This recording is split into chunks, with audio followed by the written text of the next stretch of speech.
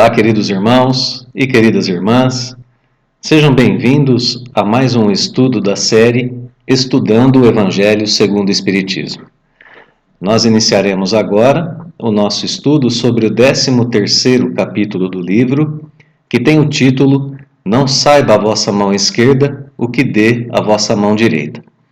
É uma frase de Jesus que introduz para nós o tema da caridade. Nós que estudávamos anteriormente no Evangelho segundo o Espiritismo, os capítulos que trouxeram a ideia das virtudes, o estudo, melhor dizendo, das virtudes. Depois o estudo sobre o amor, como lei, como sentimento, como ação. O amor, inclusive, explorado em seu aspecto mais profundo, o amor destinado aos inimigos, o amor incondicional, não é?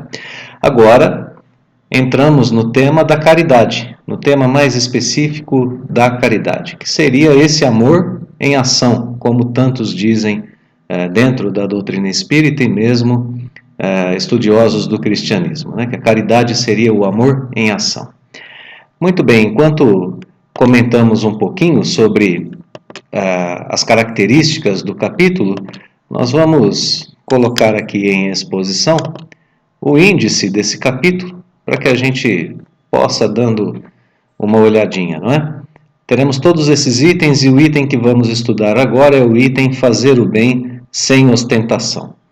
Esse item é composto por duas passagens do Evangelho de Mateus, que serão seguidas por 5 parágrafos de Allan Kardec, que vão explicar essas passagens do ponto de vista do Espiritismo, exaltando dessas passagens os aspectos mais importantes para que a gente possa começar a compreender a caridade, que vai ser estudada daqui por diante no Evangelho segundo o Espiritismo, não apenas nesse capítulo, mas em alguns capítulos também que virão na sequência.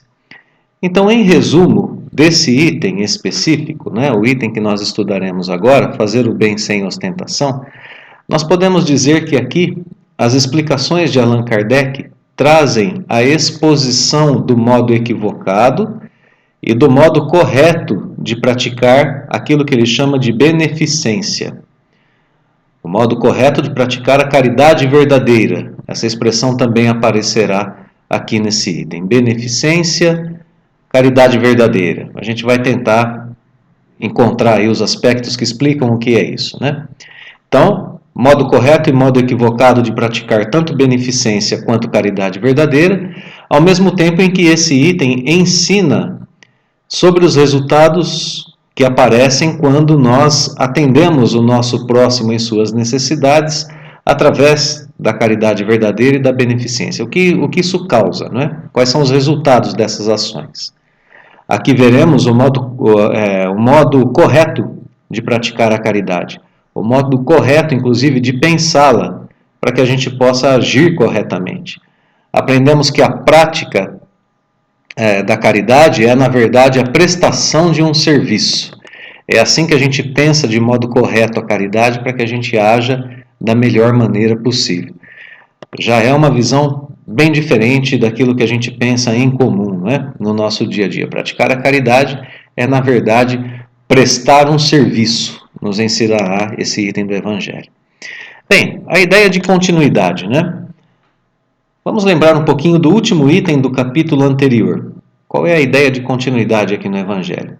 Ou uma das ideias que a gente pode encontrar, não é? No último item do capítulo anterior, nós víamos que Allan Kardec explicava o abrandamento dos costumes humanos como algo que decorre naturalmente do nosso progresso, tanto individual quanto social. Então, Allan Kardec explicava o duelo no fechamento do capítulo anterior e, ao mesmo tempo em que ele explicava o duelo através de instruções dos espíritos, né? Espíritos que vieram falar sobre esse tema, Kardec dizia, olha, houve um abrandamento dos costumes, né? Não temos mais tantos duelos, etc., o porte de armas em público, aquela violência exagerada. Bom, tudo isso que a gente pode notar que veio acontecendo no decorrer dos séculos aqui na Terra. Então, ele identificava esse abrandamento dos costumes e nos ensinava que era preciso criar esse sentimento de amor por nossos inimigos, justamente para romper os laços de inimizade. Então isso era o fechamento do capítulo anterior. A ideia de continuidade está agora no estudo que a gente faz da atitude que decorre desse amor incondicional. Bem, se nós temos em nós a propensão de criar amor pelo inimigo, à medida em que nós vamos amando o inimigo ou amando qualquer pessoa, nós temos uma atitude que decorre desse amor, o sentimento que nos move a fazer o bem, caridade, né? Quem ama é caridoso, quem ama trata bem, quem ama pratica a caridade. Essa é a ideia de continuidade entre os capítulos de modo geral. Aprendemos a limpar o nosso sentimento, né, de alguns maus instintos, de algumas más inclinações, melhor dizendo, raiva, mágoa, inveja e assim por diante, para substituí-las por virtudes e pelo amor. E agora vem o campo da ação propriamente dito a ser estudado, o campo da caridade, amor em prática, como já dissemos, né, que muitos defendem. A ideia aqui é uma ideia muito boa, né? Então vamos à primeira passagem do Novo Testamento, que está no Evangelho de Mateus e que dá abertura a essa temática. Jesus diz para que tenhamos cuidado em não praticar nossas boas obras diante dos homens, contanto que elas sejam para serem vistas, né? Pois do contrário nós não receberemos a recompensa do Pai que está no céu, de Deus, né? Então Jesus diz, cuidado, não pratica as suas boas obras para que os homens as vejam, né? Senão, não tem nada mais, isso não tem relação com Deus, muito menos relação de recompensa. Continua Jesus, assim quando você der uma esmola, não trombeteis, trombetear, né? Um verbo estranho aqui, né? Tocar trombeta, né? Fazer alarde, fazer barulho, anunciar, né? Aqui Jesus critica quem faz a caridade, quem dá esmola, né? Para ser visto tanto nas sinagogas quanto nas ruas, tanto nos templos religiosos quanto nas ruas. Essas pessoas são hipócritas, segundo Jesus. Defendem certos ensinamentos, mas agem de forma contrária. É isso que Jesus está dizendo, né? Por que são hipócritas? Porque fazem isso para serem louvados pelos homens, para serem reconhecidos pelos homens, né? Digo-vos em verdade que eles já receberam sua recompensa. As pessoas que agem assim já receberam sua recompensa. Quando derdes esmola, não saiba a vossa mão esquerda o que faz a vossa mão direita, a fim de que a esmola fique em segredo, e vosso Pai, que vê o que se passa em segredo, vos recompensará. Então, mais uma vez aqui a ideia da recompensa, né? Então, em resumo aqui, as boas obras não são para serem vistas pelos homens, mas por Deus. E acontecendo assim, acontecendo a esmola, como diz Jesus, em segredo, haverá uma recompensa de Deus para aquele que age dessa forma. Por que os homens que agem dessa forma já foram recompensados? Ou melhor, da forma contrária, né? Quem age em segredo é recompensado por Deus. Quem age de forma contrária, diz a passagem de Jesus, os hipócritas já foram recompensados, né? Já receberam sua recompensa. Por que isso acontece? A gente vai ver daqui a pouquinho nas explicações de Kardec. Se bem que aqui nessa passagem a gente já faz uma ideia do porquê disso, né? Já receberam sua recompensa, aqueles que quiseram ser vistos pelos homens. Vamos deixar isso aqui um pouquinho para diante, porque vem nas explicações de Kardec, né? E aqui aparece então a ideia forte da esmola dada em segredo, já que nem mesmo uma mão deve saber o que a outra deu. É uma figura de linguagem muito forte aqui, né? Que significa justamente esse segredo. Nem uma mão deve saber o que a outra deu, né? É segredo absoluto. Na sequência do estudo, a gente vai ver que a esmola será repensada. Não é? A prática de se dar esmola vai ser repensada. Aqui Jesus falava para as pessoas de seu tempo. O Espiritismo vai trazer uma nova visão sobre a esmola e vai nos levar ao aprendizado de outros tipos mais sólidos, melhores, né? Mais puros, mais profundos de caridade. Não apenas a esmola. Esmolar é dar o que sobra, né? Dar uma esmola para alguém é dar aquilo que sobra. E a doutrina vai nos ensinar a pensar a caridade em termos mais profundos do que apenas isso. Vamos à segunda passagem do Novo Testamento, que também está aqui no Evangelho de Mateus, e que traz uma situação em que Jesus, tendo descido do monte, foi seguido por uma grande multidão. E aí, nesse ínterim, nesse contexto, um leproso veio ao seu encontro e o adorou, dizendo: Senhor, se quiseres, poderás curar-me. Jesus, estendendo a mão, o tocou e disse: eu quero, né? Fica curado. No mesmo instante desapareceu a lepra.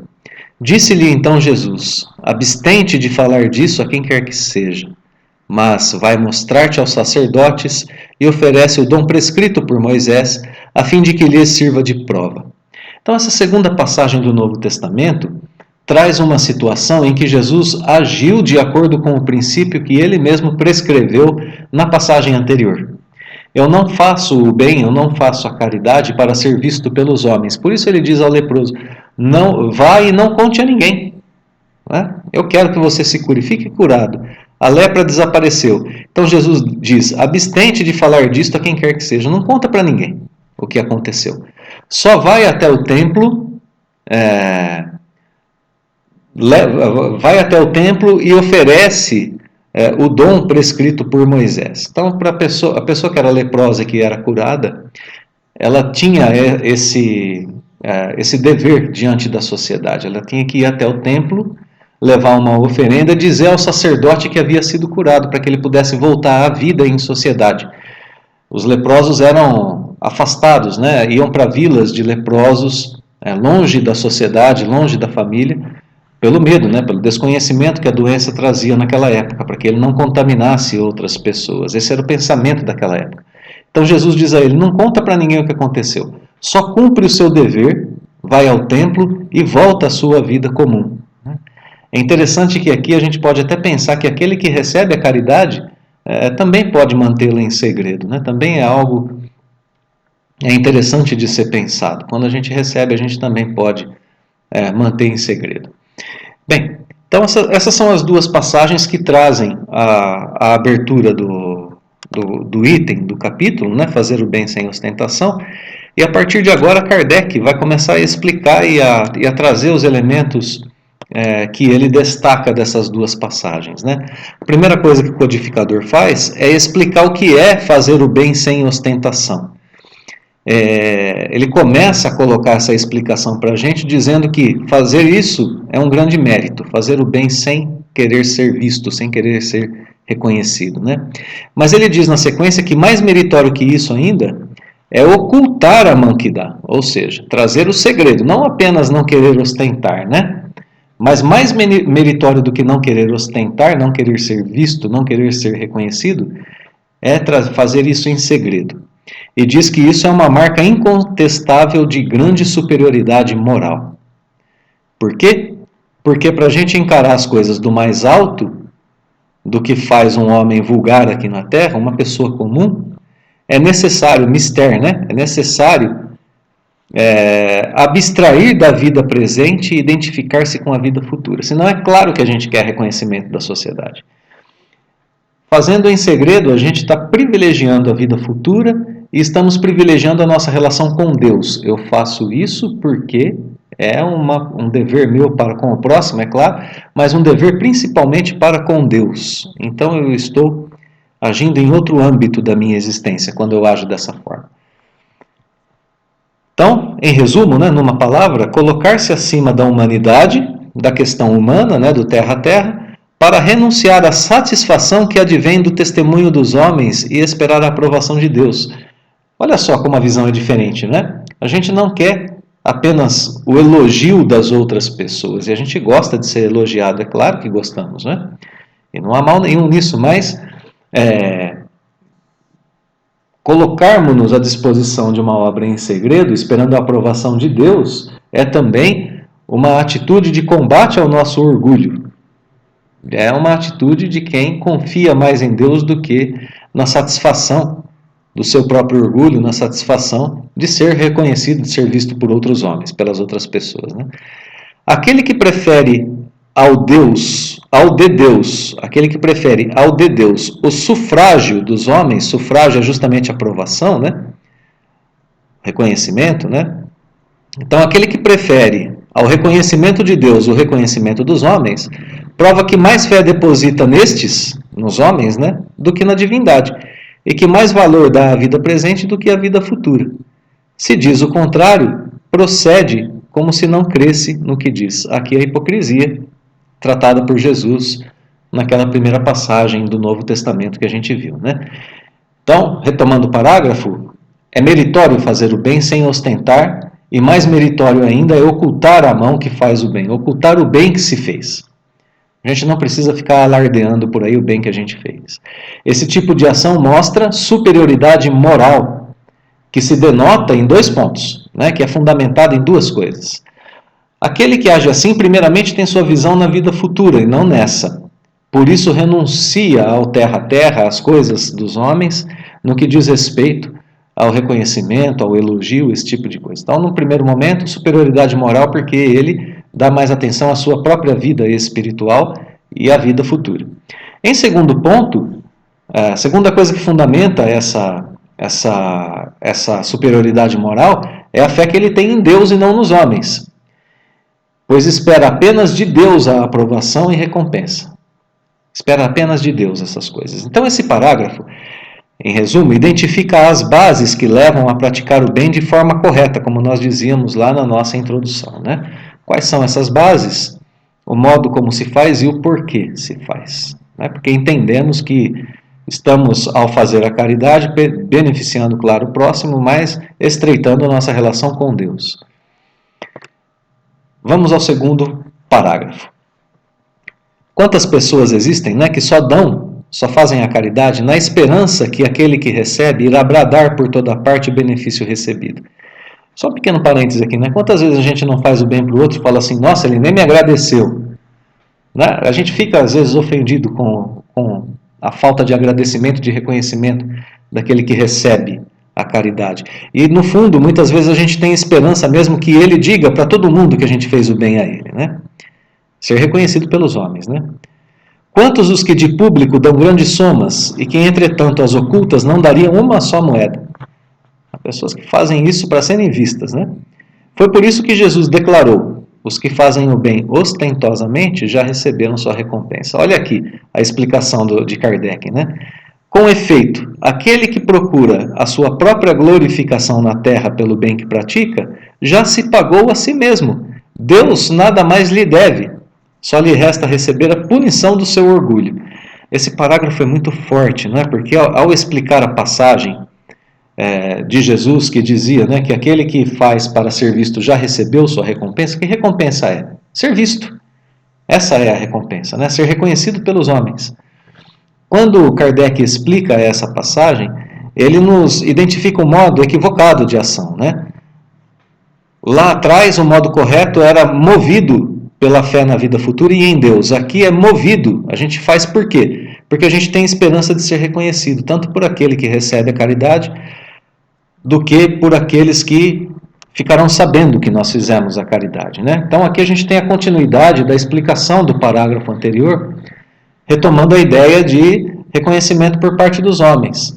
O bem em troca da glória terrena. Quem age assim já pagou a si mesmo, pois procura reconhecimento e o obtém muitas vezes, né?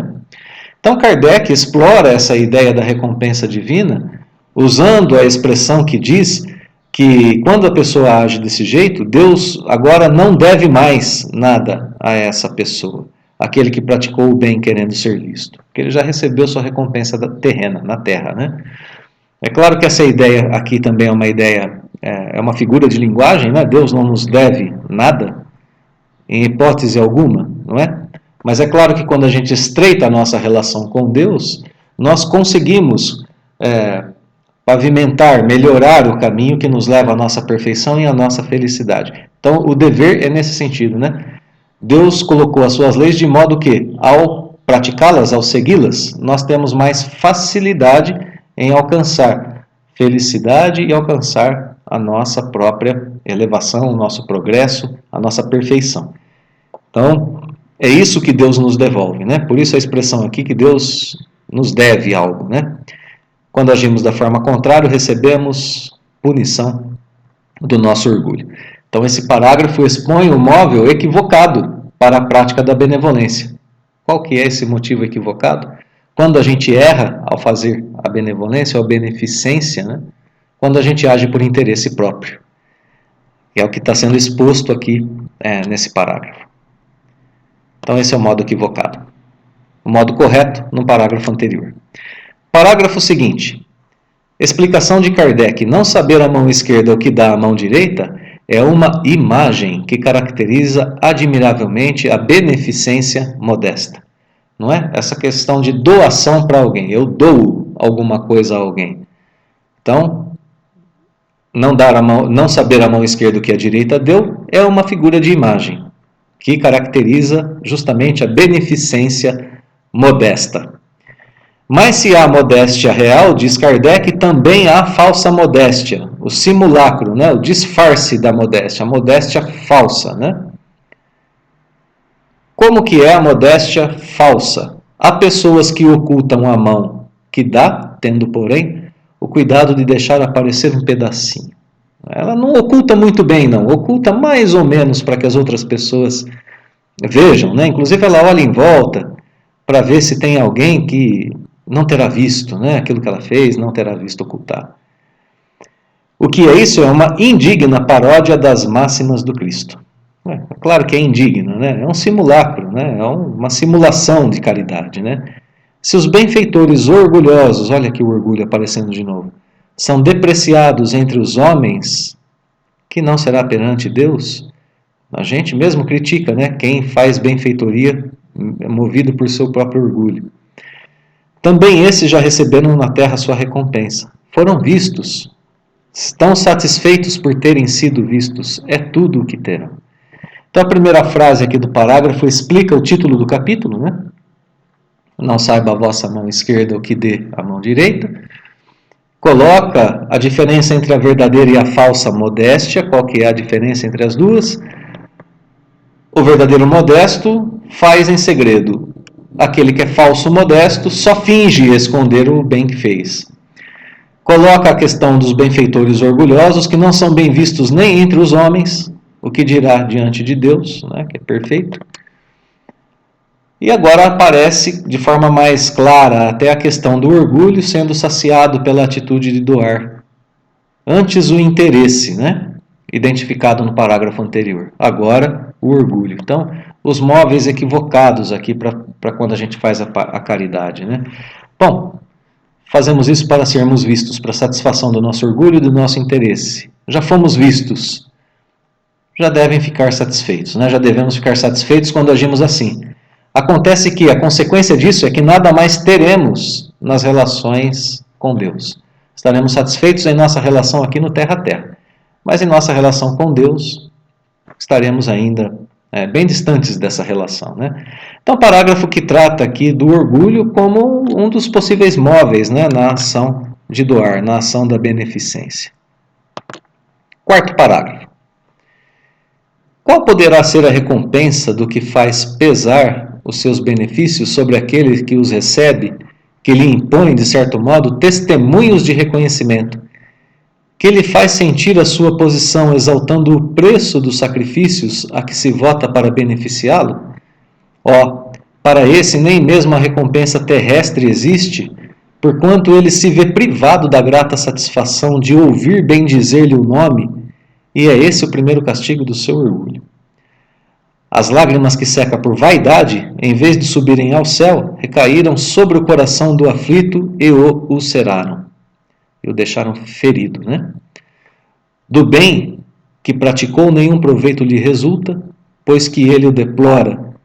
E todo benefício deplorado é moeda falsa e sem valor. Esse parágrafo aqui é o mais forte, que nos traz ainda outro móvel equivocado, né? Ou o pior jeito, né, da gente fazer a beneficência ao outro, fazer a caridade ao outro, que é esse que exige do outro testemunho de reconhecimento, que diz para o outro, olha, eu fiz o bem para você, mas eu fiz o bem para você fazendo muitos sacrifícios, eu me sacrifiquei para fazer o bem para você.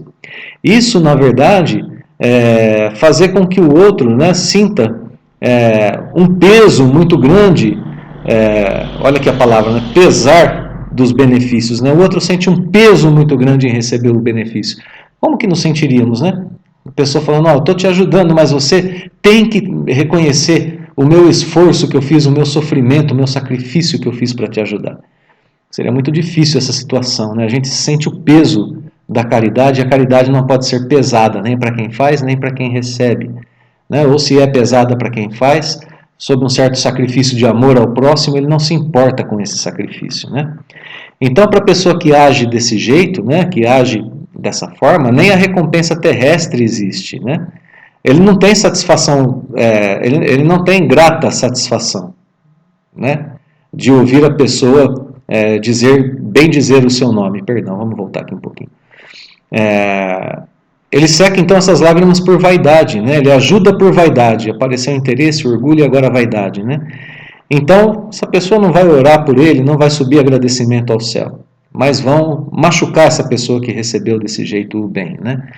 Então, exigir testemunho de reconhecimento, né, é equivocado. Dizemos, como já citamos anteriormente, a pessoa, nossa, eu fiz o bem para a pessoa, ela nem me agradeceu, né? Ou a pessoa não reconhece o que a gente passou para ajudá-la. Depois de tudo que eu fiz por ele, ele me paga assim. A gente diz às vezes, né? Ingrato, né? Está chamando a pessoa de ingrata. Então, fazer a caridade também exige que nós não esperemos o reconhecimento do outro que recebe a caridade, né? Essas atitudes anulam a boa ação que fizemos, pois transforma isso em um peso para quem recebe. Ora, a gente, em vez de ajudar, a gente acabou incomodando mais a pessoa, né? Se tiver algum tipo de agradecimento, não será sincero. Então, nem recompensa terrena a gente vai ter. Portanto, a consequência, né? Nenhum proveito a gente tem do bem que a gente pensou que praticou, né?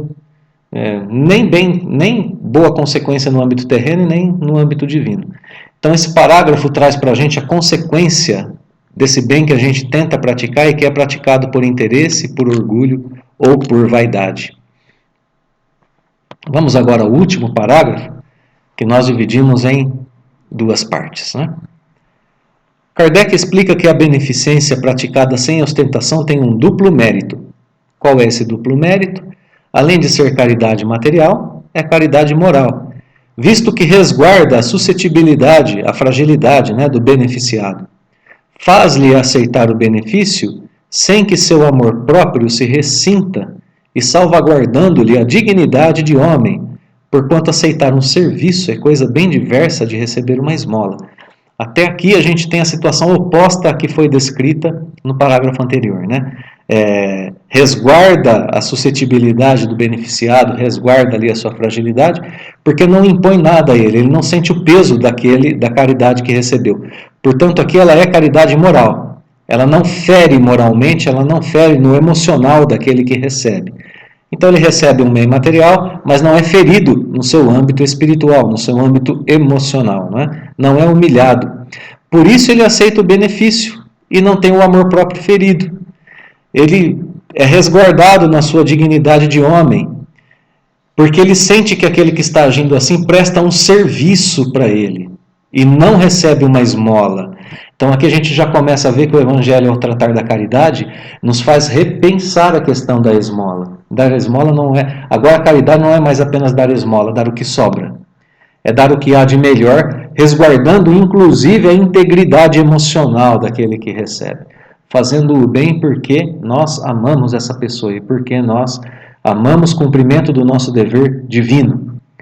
É uma outra visão completamente diferente, né? Não que em algum momento nós não podemos dar o que nos sobra, não se trata disso. Se trata de apurar, se trata de melhorar, se trata de aprofundar o nosso elo, a nossa ligação com o outro, a nossa ligação de amor com o outro, né?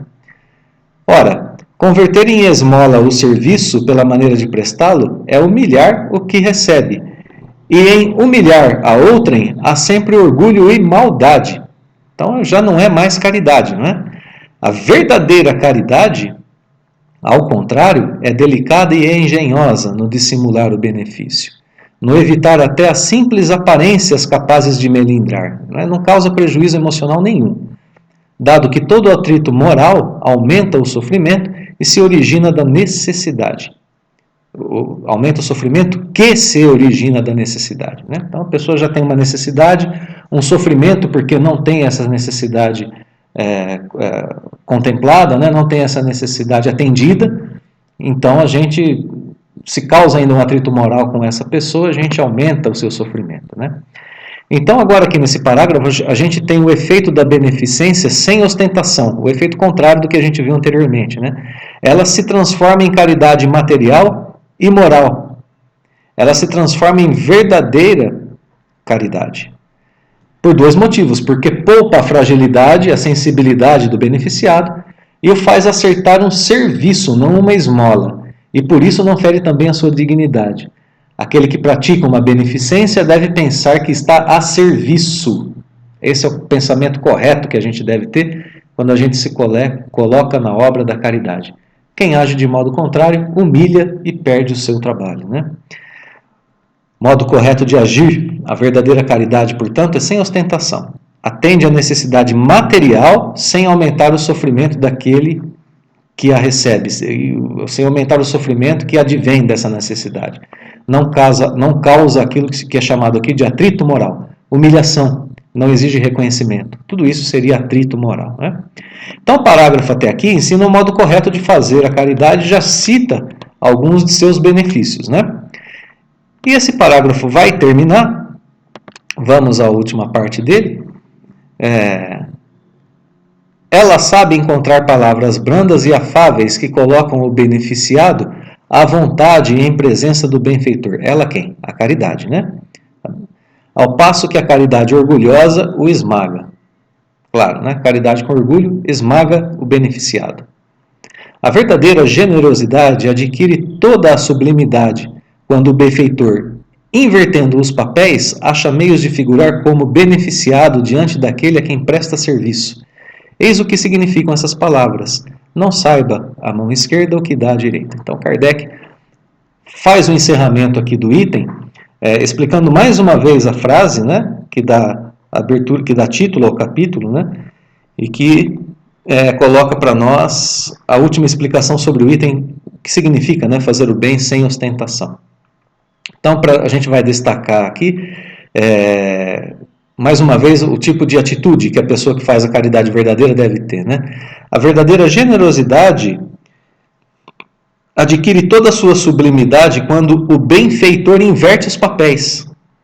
E ele acha meio de mostrar para o beneficiado que o beneficiado é ele que está prestando o serviço. O beneficiado sou eu que estou fazendo a caridade, não você que está recebendo.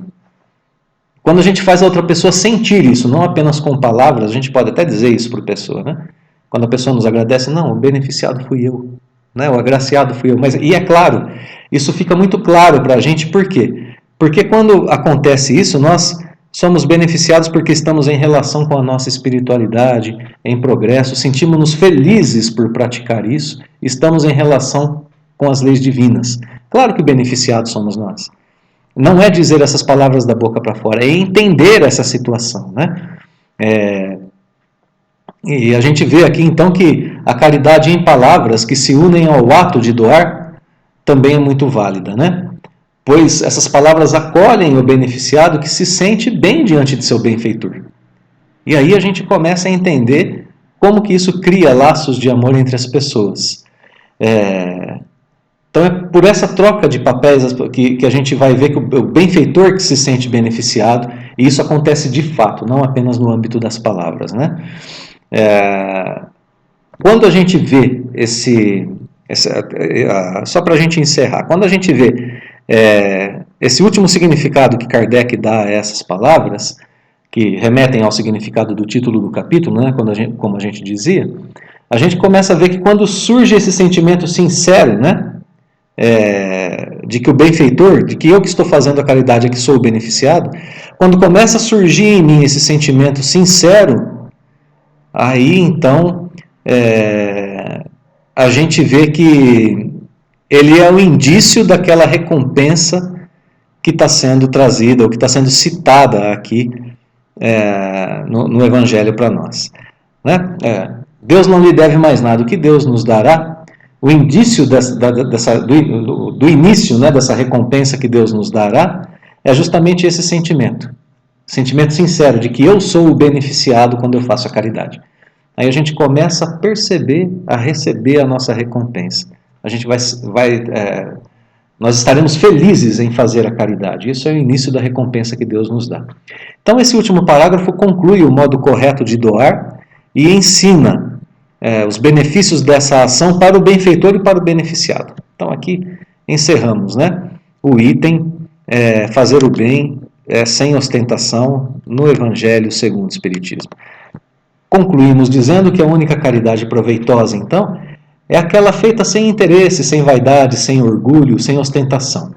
Aquela que não se deixa levar, né, por esses móveis para que seja praticada. E aqui a proveitosa é aquela em que a gente percebe que há benefício material para quem recebe, aquela que resgata moralmente quem recebe e aquela que ajuda a pessoa a restituir suas forças morais, fazendo dela um amigo. E que, ao mesmo tempo ainda, provoca progresso moral naquele que fez a caridade. Progresso intelectual também, porque procurou o meio correto de fazê-lo. E aquela que aproxima de Deus tanto o beneficiado como o benfeitor. Então, assim, nós terminamos o nosso estudo sobre esse item, belíssimo item do Evangelho segundo o Espiritismo, né? Deixamos aos queridos amigos o nosso sincero agradecimento pela companhia nos estudos do Evangelho e deixamos o convite para a continuidade do estudo e os votos de que Deus nos abençoe hoje e sempre.